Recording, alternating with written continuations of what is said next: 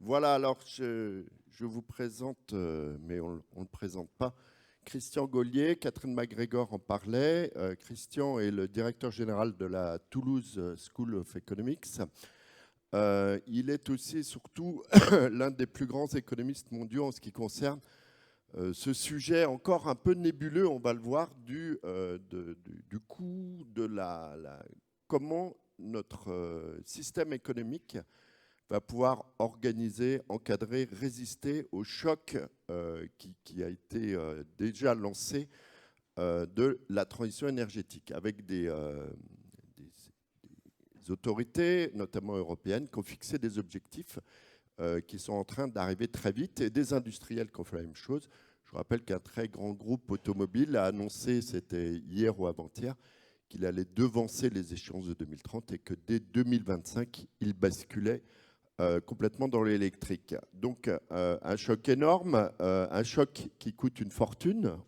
Catherine MacGregor parlait de ce chiffre absolument incroyable de 4 000 milliards de dollars par an d'investissement. Et pour commencer, peut-être sur le très court terme, un léger paradoxe, Catherine MacGregor le disait, c'est que la première conséquence pour l'instant de cette transition énergétique, c'est qu'on n'a jamais consommé autant de charbon.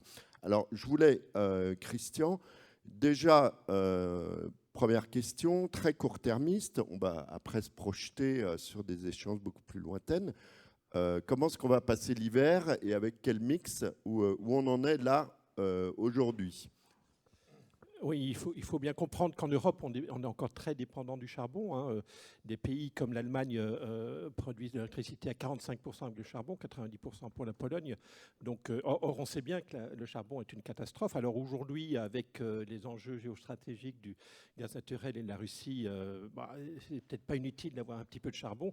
Ça nous protège des oligarques russes, mais c'est clair que le choc que nous vivons à la fois sur le baril du pétrole, qui est quand même repassé des barres qu'on n'avait plus vues depuis un certain nombre d'années, et sur le gaz naturel avec cette problématique géostratégique, pose de vraies questions sur cet ensemble énergétique européen, avec, il faut bien le reconnaître, des questions qui dépassent largement la problématique du changement climatique, avec des problématiques d'approvisionnement et effectivement de comment on va chauffer cet hiver si les choses empireraient au niveau géostratégique. Donc, il faut s'attendre à ce que dans les semaines à venir, on ait encore des prix de l'électricité, des prix de gaz naturel et bientôt une augmentation des prix de l'essence à la pompe qui sont mauvaises pour le pouvoir d'achat, mais qui sont évidemment pas complètement absurdes pour le changement climatique. Sauf que les restrictions sur le gaz naturel nous fait rebasculer sur le charbon, et le charbon, il met pratiquement deux fois plus de CO2 par kilowattheure produite. Donc la situation n'est pas extraordinaire quand même. Voilà, hein, donc une première conséquence, on va dire, de ce choc de transition énergétique qui est un peu paradoxal et pas extraordinaire, c'est le moins qu'on puisse dire. Alors, cette révolution technologique, l'humanité en a connu d'autres, hein, dans le domaine de l'énergie, particulièrement au début du XXe siècle, par exemple, et de la mobilité avec l'invention du moteur à explosion, ou même on pourrait se mettre dans le numérique avec le smartphone en 2007. Mais cette révolution technologique-là, elle a une particularité dans l'histoire économique, c'est qu'elle est en quelque sorte imposée par le politique. C'est-à-dire qu'il s'est mis des échéances et à l'économie, aux industriels, à l'innovation, de suivre une volonté politique. Alors je voulais savoir d'abord si c'était vraiment quelque chose d'unique dans l'histoire économique, Christian, et peut-être nous rappeler en deux mots pour planter le décor, quels sont justement, puisque vous avez beaucoup travaillé avec le GIEC, etc., quels sont justement ces objectifs, ces impératifs politiques qui ont été posés à toute l'industrie de l'énergie? Alors, deux parties dans la question. Bon, premièrement, effectivement, la transition auquel on est confronté ou qu'on doit s'imposer à nous-mêmes est drivée pas par des baisses de coûts qui transforment les modes de production et les modes de vie, mais par une nécessité écologique et nos responsabilités envers les générations futures. Donc les transitions qu'on a vues dans le passé n'en sont peut-être pas la bonne référence pour réfléchir à ce qui nous attend devant nous. La révolution de l'énergie au XVIIIe siècle avec la machine de Watt et la capacité de produire de l'énergie avec autrement qu'avec le vent et les moulins à eau, c'est une transformation qui a baissé massivement les coûts de l'énergie et qui ont engendré une transformation radicale de nos sociétés. Ici, on est plutôt dans une augmentation des coûts de production, hein, mais qui on est obligé de les faire pour répondre aux enjeux du changement climatique. Donc oui, alors aujourd'hui, je pense que Catherine MacGregor l'a bien expliqué. Aujourd'hui, l'enjeu, il est dramatiquement important. Il est colossal. Je ne sais plus exactement le terme. Est-ce que c'est le terme que Catherine a utilisé? Titanesque. Voilà. Ayons bien en tête, 2030, l'Europe s'est fixé moins 55% de réduction des émissions de CO2 par rapport à 1990. Regardons le chemin parcouru en Europe depuis 1990. Depuis 1990 jusqu'en 2021, nous avons réduit nos émissions de CO2 de 22%. C'est extraordinaire. On est la seule région du monde à avoir fait ça.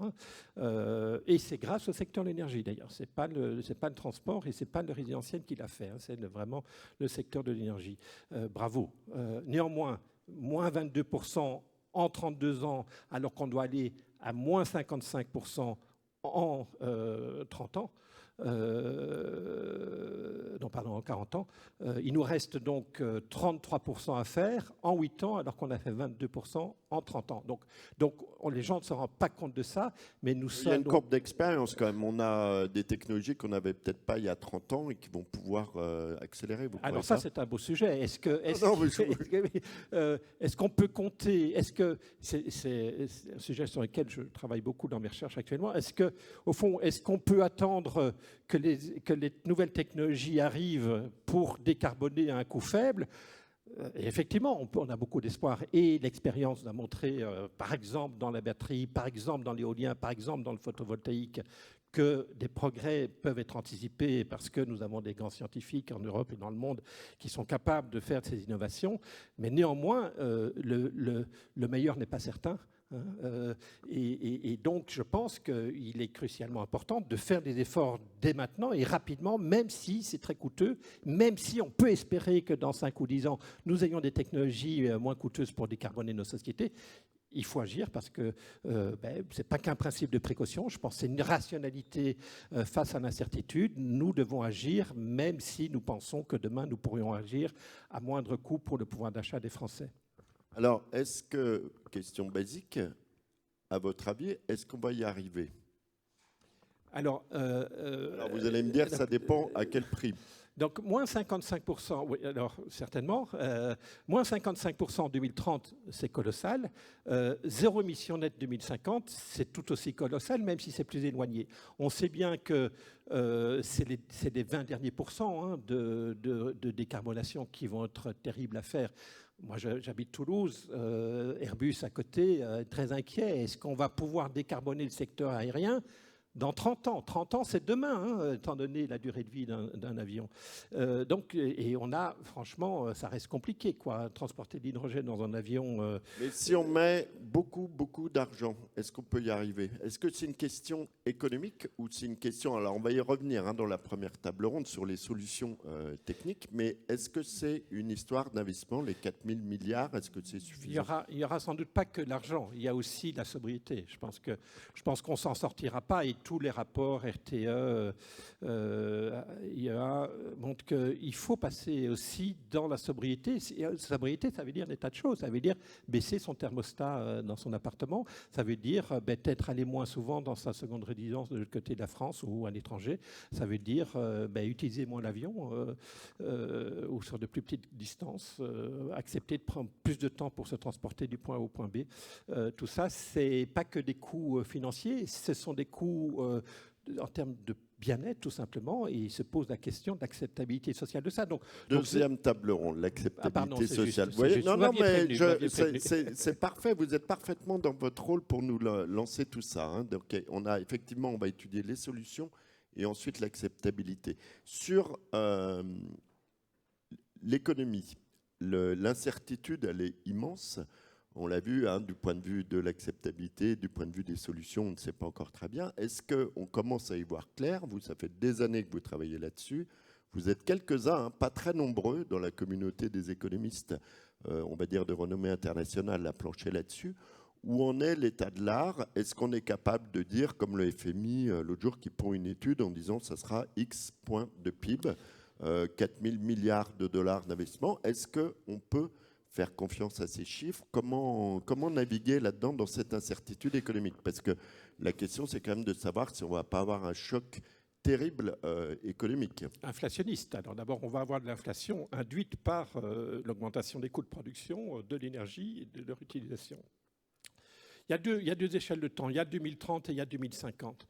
2030, il faut utiliser les technologies qu'on a aujourd'hui parce que 2030, c'est demain, quoi. Les investissements, on le sait, dans le nucléaire, dans les développements de biogaz et autres, ça met du temps, dans la batterie, dans l'éolien et le solaire. Donc c'est maintenant qu'il faut prendre des décisions. Il faut montrer le chemin aujourd'hui pour qu'en 2050, pour qu'en 2030, on atteigne les résultats de moins 55%. C'est aujourd'hui qu'il faut prendre des décisions.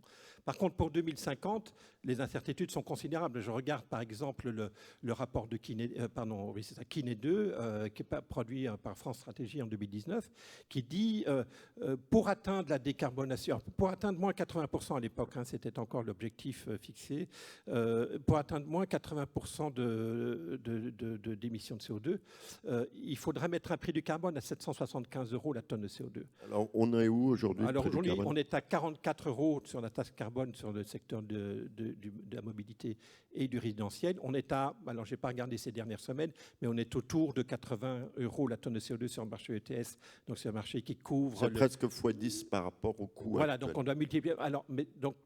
Le problème, c'est l'incertitude. Tous ces modèles qui vous disent 775 €, évidemment qu'ils font des hypothèses sur les technologies qui seront disponibles en 2050, c'est-à-dire sur les coûts marginaux d'abattement, pour utiliser le terme technique consacré, qui est le coût par tonne de CO2 évité pour atteindre cet objectif-là. Il y a énormément d'incertitudes sur est-ce que les verrous technologiques vont être levés.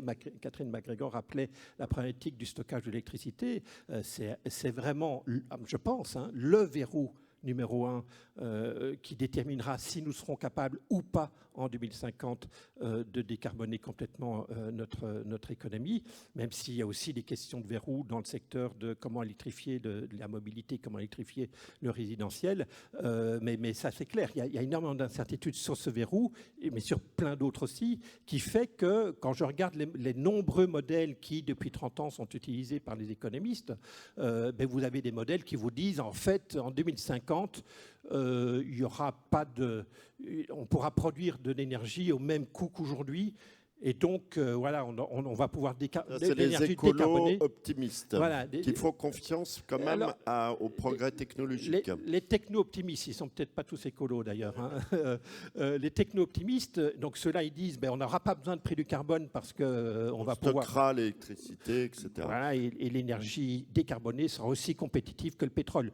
Alors j'ai des petits doutes parce que rappelons-nous quand même que la rente pétrolière qui maintienne des prix très élevés sur le marché international du pétrole, cette rente pétrolière, elle existe parce qu'il y a une rareté de la ressource. On pense encore aujourd'hui, c'est assez incroyable, on pense encore aujourd'hui qu'on n'aura pas assez de pétrole. Aujourd'hui, en fait, ceux qui croient qu'on va effectivement aller à zéro émission nette et que les politiques s'y tiendront d'ici 2050, fait qu'on a beaucoup trop de pétrole, on a beaucoup trop de charbon, on a beaucoup trop de gaz naturel. Et donc, si on était crédible sur cette dimension-là, le prix de ces énergies non renouvelables, fossiles, devrait baisser. Dans la salle, j'ai mon collègue Gilles Laforgue qui travaille sur ces questions depuis qu'il est économiste.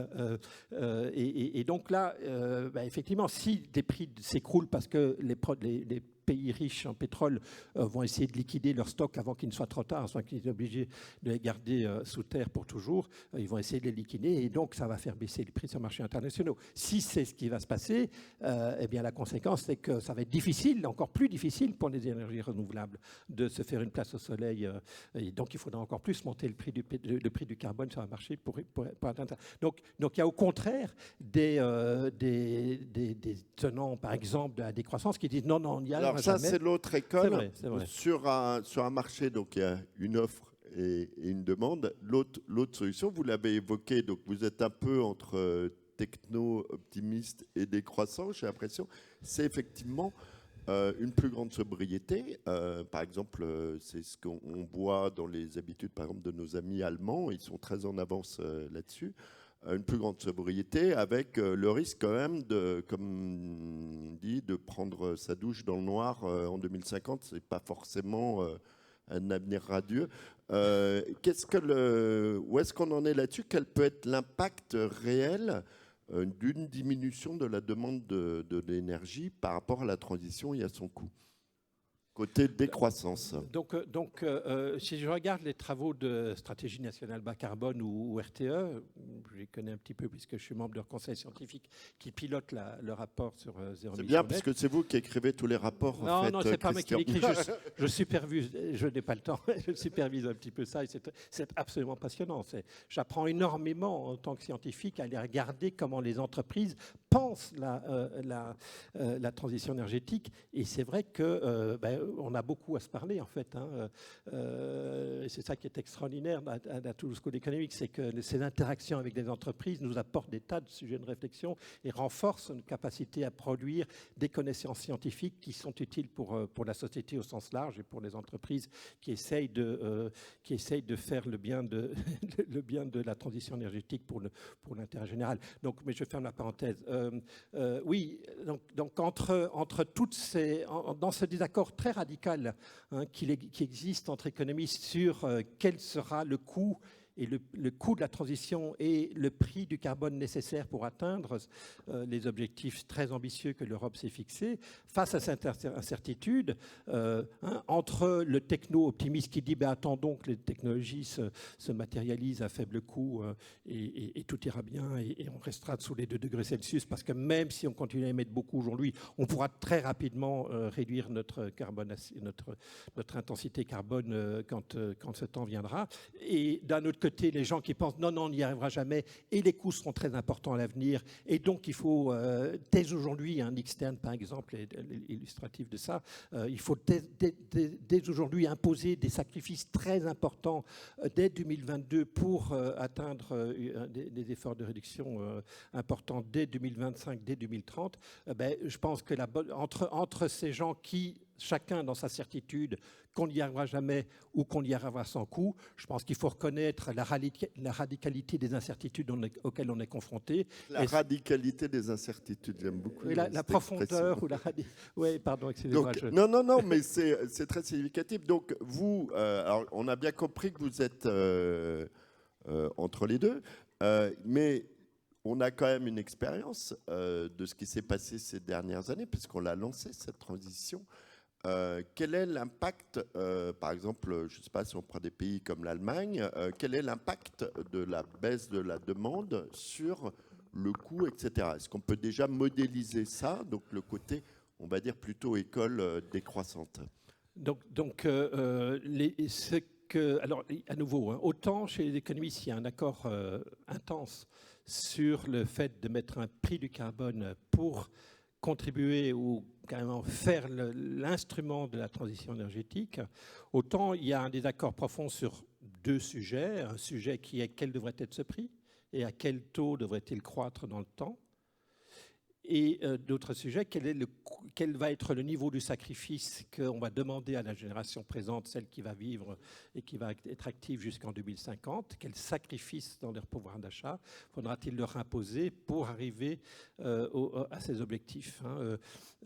Aujourd'hui, quand je regarde les études qui sont faites, et il y en a un certain nombre, à nouveau, ce sont tous des modèles sans incertitude où on fait des hypothèses sur la vitesse de expérience, enfin l'apprentissage sur le coût de réduction la réduction du coût des énergies renouvelables et du stockage de l'électricité, entre ces différents modèles qui sont tous en certitude, mais qui sont en désaccord sur l'intensité des progrès technologiques. Vous avez des coûts pour la société qui, si je regarde l'impact de cette transition sur le PIB en 2050, il faudra aussi regarder des dates intermédiaires, mais les études qui sont faites sur quel serait le coût en 2050, on tourne entre 0,5 et 10% de PIB en moins par rapport au baseline qui est, on continue comme si rien n'était, entre 0,5% et 10% de réduction du PIB en 2050 pour atteindre des objectifs entre 0,5 et 10. Donc, et 10. Voyez, oui, 20, donc il y a effectivement quand une marge de radicalité de l'incertitude. Une radicalité de l'incertitude, oui. Mais enfin, on a quand même une fourchette, je vous en remercie.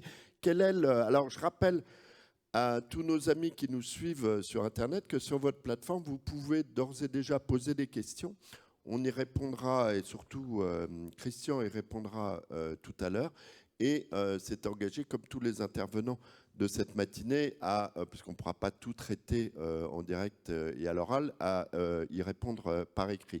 Juste, vous, alors, quel est votre scénario, on va dire le scénario central, sur le prix du carbone, parce que c'est l'objet de beaucoup de vos études, la fixation de ce prix et son évolution. Quel est le scénario? On a évoqué un scénario qui était celui de France Stratégie, hein, on était au-dessus de 775. Là, on est à l'euro près. Bravo. Christian, vous, comment est-ce que vous voyez évoluer ce marché, puisque c'est pour l'instant, on va dire, le principal indicateur, et c'est très bien d'en avoir un, effectivement, de l'évolution du coût, et c'est à partir de cet indicateur qu'on peut faire des scénarios macroéconomiques. Il y a deux écoles. J'ai longtemps été tenant de la première école et maintenant j'ai basculé dans la deuxième école. Et les deux écoles ont des réponses très différentes à la question que vous me posez. La première école, c'est celle de William Nordhaus, prix Nobel d'économie 2008. C'est celle d'Arthur Pégou, 1920, qui pose pour la première fois la question des externalités et le changement climatique en est une. Il dit, au fond, quand on va déterminer si il faut que demain j'achète des tomates françaises parce qu'elles émettent moins de CO2 que les tomates espagnoles que je pourrais acheter sur le marché à Toulouse à cause du transport. Je dois mettre le coût que ça représente, parce que la tomate française est plus chère que la tomate espagnole. Je dois intégrer le coût d'utiliser la tomate espagnole, de consommer la tomate espagnole que la tomate française pour moi à Toulouse, c'est le prix. J'achète les tomates françaises à un prix supérieur. Par contre, il y a un bénéfice écologique qui est la tomate française émet moins de CO2, a émis moins de CO2. Donc, quand je compare le coût, pour moi, qui est la différence de coût de production de la tomate française par rapport à la tomate espagnole, avec le bénéfice écologique, je dois mettre une valeur sur le carbone qui correspond aux dommages environnementaux qui ne seront pas réalisés grâce au fait que je n'ai pas émis le CO2 en achetant cette tomate espagnole. Donc cette analyse coût-bénéfice, où je vais faire tous les efforts qui ont un coût aujourd'hui inférieur à la valeur présente des bénéfices engendrés par le fait que je fasse cette action écologique, conduit à donc je dois mettre comme prix du carbone la valeur actualisée de l'ensemble des coûts, des dommages climatiques qui ne se réaliseront pas. On a des chiffres qui tournent autour de 40 à 60, 70 euros la tonne de CO2 évité. C'est ce que je défendais dans mon livre Le climat après la fin du mois, qui est sorti en 2019. Aujourd'hui, et les économistes ne sont pas encore complètement en accord avec ça, on est face à une constatation qui est le pouvoir politique a pris une décision. Le pouvoir politique a pris, depuis un certain nombre d'années, en particulier lors des accords de Paris, a pris un engagement de faire 2 degrés Celsius. Alors certains disent 1,5 degré, mais 1,5 degré, soyons clairs, c'est assez irréaliste. Imaginez qu'on restera en dessous de 1,5 degré. Il faudrait vraiment tout de suite faire des choses absolument extraordinaires pour y arriver. Donc, soyons sérieux, 2 degrés Celsius. 2 degrés Celsius, c'est un budget carbone que l'on peut s'offrir dans les 30 prochaines années pour rester en dessous de cette valeur-là. Et donc, on a une problématique de savoir comment allouer l'effort entre aujourd'hui et 2050 pour rester dans ce budget carbone intertemporel. Et comme l'objectif de 2 degrés Celsius est quand même, malgré tout, très exigeant par rapport à l'analyse coût-bénéfice que je présentais il y a quelques instants, l'analyse coût-bénéfice que je présentais il y a quelques instants avec un prix du carbone autour de 60 € la tonne de CO2, nous mène à 3 degrés Celsius à la fin du siècle. Donc on n'y est pas du tout, donc il faut un prix plus élevé. Et donc quand on prend l'objectif de 2 degrés Celsius, il faut évidemment monter plus le prix du carbone. Alors il y a la commission Quinet qui vous dit on va mettre un prix relativement faible aujourd'hui, autour de 70 € la tonne de CO2, mais on va faire monter à 775 € avec un taux de croissance du prix du carbone de 8% par an en réel. Donc c'est un truc, on est vraiment devant un truc où on ne fait pas grand-chose aujourd'hui, mais on promet qu'on fera beaucoup à l'avenir, ce qui me paraît poser un problème de crédibilité. Oui, voilà, tout à fait. Donc moi je dis, et je défends ça depuis maintenant 2 ans, je l'ai défendu au Collège de France lors de ma leçon inaugurale au mois de décembre, il faudrait un prix du carbone autour de 160 € la tonne de CO2 aujourd'hui pour la faire monter à 400-500 € la tonne de CO2 d'ici 2050. En prenant en compte les deux, c'est-à-dire qu'une analyse, on va dire, externalité pragmatique et une analyse politique objective. Voilà, on prend l'objectif de 2 degrés Celsius, je le respecte, même si certains économistes trouvent qu'il est trop ambitieux par rapport au coût que ça représente et les bénéfices anticipés.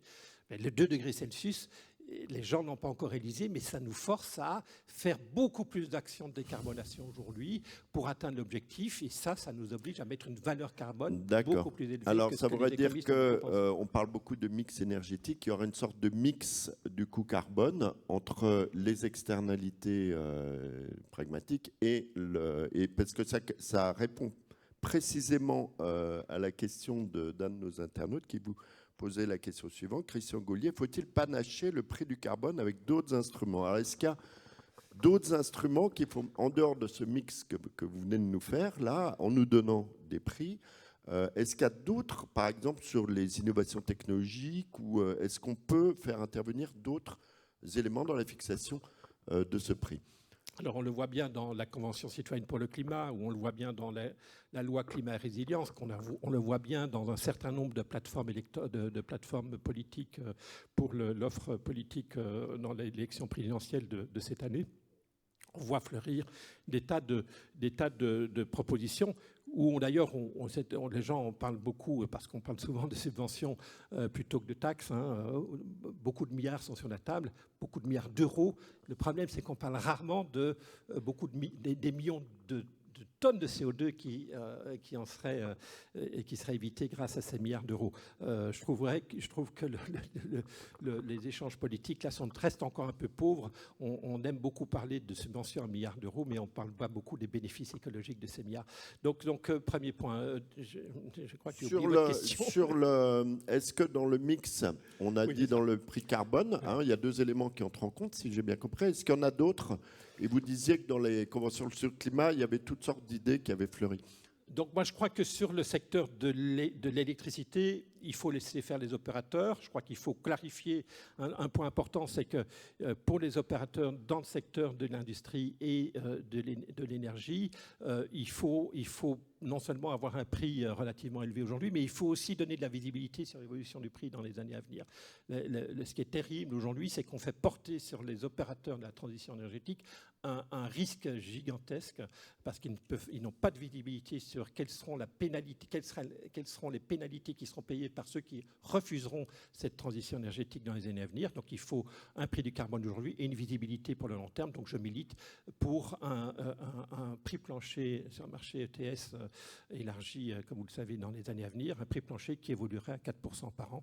Voilà, donc premier point. Donc sur le secteur de l'énergie et de l'électricité, je suis contre l'idée en rajouter. Par exemple, dire on va interdire le gaz naturel en 2030 ou en 2035, je trouve ça absurde. Il faut laisser les opérateurs se confronter à l'évolution du prix du carbone. Un jour, le prix du carbone sera tellement élevé qu'effectivement, le gaz naturel sera naturellement sorti du marché, comme on anticipe que très rapidement, le charbon européen va sortir du mix électrique européen, parce qu'au-dessus de 50 € la tonne de CO2, le gaz naturel domine le charbon.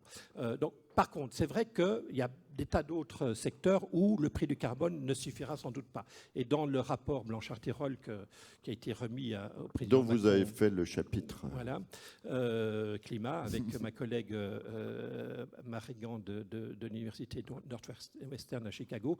On montre bien qu'il faut compléter par un certain nombre de micro-politiques climatiques. Alors il y a des micros et des macros. Par exemple, je pense que c'est super important. On a parlé dans la première partie de la nécessité de lever un certain nombre de verrous technologiques. Pour lever ces verrous technologiques, il faut deux choses. Il faut la coordination dans l'industrialisation des processus. Et puis, il faut la subvention pour la R&D. La subvention pour la R&D verte parce que la création de connaissances nouvelles, en particulier dans le secteur de la décarbonation, engendre effectivement des bénéfices sociétaux en termes de réduction d'émissions de CO2, mais aussi engendre des bénéfices sociétaux en termes de connaissances générales qui ne peuvent pas être appropriables par les innovateurs, et donc il n'y a pas suffisamment d'incitation à réaliser ces efforts de R&D. Ça, c'est le premier point. Et puis, je vais juste donner un autre exemple où il est indispensable d'avoir une stratégie. Madame MacGregor parlait tout à l'heure de la nécessité de recréer des compétences dans le secteur de l'énergie. Voilà, je pense que là, il faut là aussi une réflexion, une régulation du secteur de l'éducation supérieure dans ce domaine. Et puis, dans le secteur juste un exemple, dans le secteur du résidentiel, on a bien vu qu'il y a des tas de freins à l'isolation thermique des bâtiments. Il y a évidemment des coûts assez importants pour atteindre des résultats, mais il y a aussi une problématique d'organisation des labels de qualité des artisans qui travaillent dans le secteur. Et là, il faut évidemment une structuration du marché. Très bien. Christian Gaulier, ce que je vous propose, c'est qu'on laisse la parole à la salle. S'il y a une question, si quelqu'un veut se lancer pour poser une question à Christian. Sinon, on va prendre une question d'internaute. Alors, moi j'ai une question, puisque vous parliez des compétences, effectivement, je trouvais que c'était très intéressant. Et la parabole, si j'étais une jeune ingénieure, naturellement, j'irais travailler sur... Est-ce que c'est le cas chez les jeunes économistes? Est-ce que vous avez une équipe de chercheurs à Toulouse, vous arrivez à trouver des talents, à travailler là-dessus? Parce c'est une question, on a quand même besoin d'avoir des économistes. C'est un débat pour l'humanité, mais il faut qu'on puisse avoir... On a quand même si vous avancez très vite, on a l'impression que la science économique, elle patine encore un peu. Oui, alors c'est vrai qu'il y a un vrai débat là-dessus. Je viens de quitter mon poste de président de l'Association européenne des économistes de l'environnement.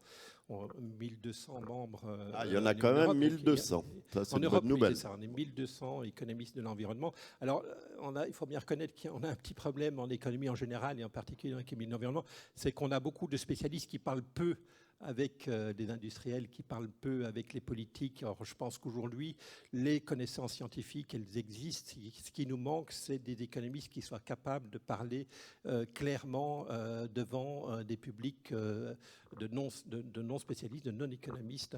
Premier point. Deuxième point, oui, à Toulouse, on a une vingtaine de chercheurs qui travaillent. Donc, on est 150 à Toulouse School Economics, 150 chercheurs seniors. Je ne vous parle pas des 100 doctorants. Donc, dans ces 150, je dirais qu'il y en a 20 qui ont dans leur focus principal, leur compétence scientifique, c'est l'économie de l'environnement. Et plus largement, j'ai une quarantaine de collègues qui sont intéressés par l'économie de l'environnement. Par exemple, j'ai des collègues, on a recruté 2 Belges, je ne sais pas pourquoi c'est la Belgique, mais Olivier de Groot et Mathias Reinhardt, qui sont 2 jeunes économistes qui ont fait leur thèse sur des problématiques de comment on mesure les coûts de la décarbonation, par exemple dans le secteur du transport. Ils ont regardé l'impact des normes de pollution des véhicules en Europe sur le coût des véhicules, sur l'impact sur le pouvoir d'achat des ménages. Une question à mi-chemin entre la politique, les géostratégies et l'économie, je suis sûr que vous allez adorer, c'est est-ce que l'Europe ne va pas un peu trop loin et que faire contre les émissions importées? Très beau sujet tous les deux. Effectivement, l'Europe est en pointe. Clairement, s'il y a une région dans le monde qui a réalisé de façon concrète des objectifs de réduction et qui sont crédibles, c'est l'Europe. L'Europe, à Glasgow, en novembre 2021, a été la seule région du monde qui puisse venir sur la table des négociations avec un plan, avec par exemple, la proposition du pacte vert européen, qui est, je pense, extrêmement crédible dans sa capacité à atteindre l'objectif de réduction de 55% des émissions de CO2. Donc, effectivement, l'Europe est forte dans ces dimensions. Est-ce qu'elle en fait trop? Évidemment, il y a deux façons de voir le sujet. Alors, donc, la solution, est-ce que c'est la taxation, puisque c'est aussi en route, ça, voilà, les émissions importées? Alors, d'abord, pour taxer les émissions importées, il faudrait quand même commencer par être propre sur soi. Hein. Donc, en Europe, il faudrait qu'on couvre, que la taxation du carbone couvre l'ensemble des émissions de CO2. On en est très loin aujourd'hui. Hein. Je rappelle, le marché ETS, il couvre que le secteur, entre guillemets, hein, c'est plus de 30% ou 40% de l'ensemble des émissions en Europe. On ne couvre que le secteur de l'électricité et de l'industrie. Hein. Les ménages polonais ne payent pas le prix du carbone quand ils prennent leur voiture. Hein. Nous le faisons avec une taxe carbone. Les Allemands l'ont installée aussi il y a 2 ans. Donc il faudrait commencer par être propre sur soi et généraliser la tarification du carbone dans l'ensemble de l'Europe avant d'aller dire, pour faire le level playing field, hein, lutter contre les fuites de carbone et le dumping environnemental des pays qui n'ont pas du tout l'ambition climatique, et on en connaît, et de gros, et pas que en Chine, aussi de l'autre côté de l'Atlantique. Et bien là, il faut effectivement, quand on a réussi à faire ça en Europe, il faudra des ajustements carbone aux frontières. Merci beaucoup, Christian Gaulier. Je rappelle que, alors la mauvaise nouvelle, c'est qu'on vous a eu que 3/4 d'heure, mais vous êtes toujours présent, vous êtes engagé comme tous les autres intervenants à ces tables rondes, à cette matinée, à répondre aux questions qui pourront être posées sur la plateforme. Je vais laisser la place à... Je suis désolé. Alors, monsieur, peut-être, alors, une question très, très brève. Oui, bonjour à tous. Je suis Ali Belguide, je suis professeur donc, dans les énergies renouvelables, entre autres alors, techniques. Votre question, monsieur. Je pose une question sur l'apprentissage et la formation des compétences. Est-ce qu'on va faire, comme le dit Madame la directrice générale, et c'est une excellente idée, où il faut aller voir aussi dans les lycées, collèges, comment faire pour motiver les jeunes afin qu'ils puissent être orientés, faire ces formations. C'est ce que je fais, mais je parle donc de l'entrepreneuriat et de l'égalité des genres. Mais sinon, on peut aussi aborder la formation dans ce sens, énergie renouvelable. Voilà, Christian Gaulier, est-ce que vous êtes présent dans le secondaire, vous prêchez un peu la bonne parole ailleurs que dans votre univers de thésard et doctorant? J'avoue que pas beaucoup. Hein, c'est pas bien. Assez, oui, tout à fait, mais vous le faites aujourd'hui.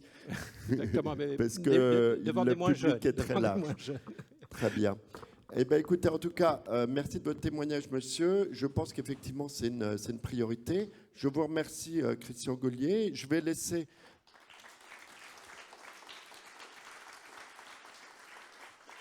laisser la place à une table ronde avec ma collègue Tudip Nguyen. Et on va commencer par parler des solutions. C'est bien là le nœud du problème. Avant, en dernière partie, de parler de l'acceptabilité sociétale. Merci beaucoup.